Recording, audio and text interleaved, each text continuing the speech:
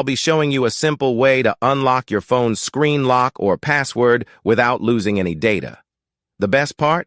It's free and easy, even if you're not a tech expert. Before we begin, I'd like to mention a small disclaimer. The method I'm about to show you is 100% legal, safe, and free. We won't use any type of hacking or illegal bypassing method to unlock your phone's screen lock. Moreover, the phone will not suffer any harm or damage in any way. With that said, let's start. You can unlock your phone's screen lock or password using a special code. Here's how it works. First, tap on Emergency Call, then enter the code.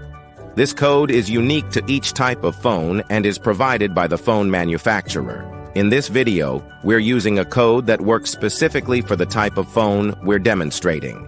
Now, let me show you how you can get the code. Visit this website that offers free unlock codes using a unique method. And that's it. Now you can unlock your phone without losing any data. Until next time, take care, and I'll see you in the next video. Bye for now.